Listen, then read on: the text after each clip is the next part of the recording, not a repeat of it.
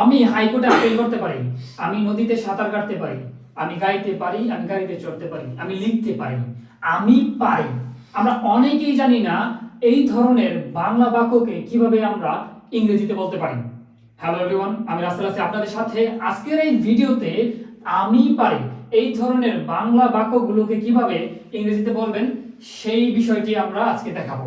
যেমন ক্যান মানে হচ্ছে পারা, ক্যান হচ্ছে একটা মডাল ভার্ব। মডাল ভার্বের আগে একটা সাবজেক্ট হয়, তারপর মডাল ভার্ব হয়, তারপর ভার্বের বেস ফর্ম হয়, মানে ভার্বের ওয়ান হয়। যদি বলি যে আমি খেতে পারি, আই ক্যান ইট।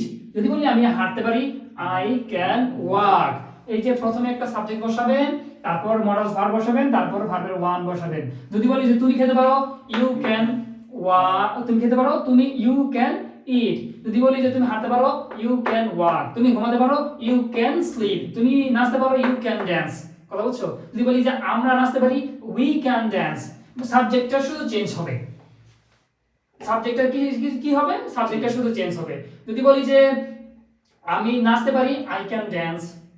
প্রথমে একটা সাবজেক্ট, তারপর মডাল ভার্ব, তারপর ভার্বের বেস ফর্ম। কথা বুঝতে পারছো? জি। ক্যান মানে কি? পারা। যদি বলে আমি খেতে পারি, আই ক্যান ইট। আমি নাচতে পারি, আই ক্যান ড্যান্স। আমি হাঁটতে পারি, আই ক্যান ওয়াক। ক্লিয়ার? জি। আমি পড়তে পারি, I can read. আমি লিখতে পারি, I can write. আমি আপিল করতে পারি, I can appeal.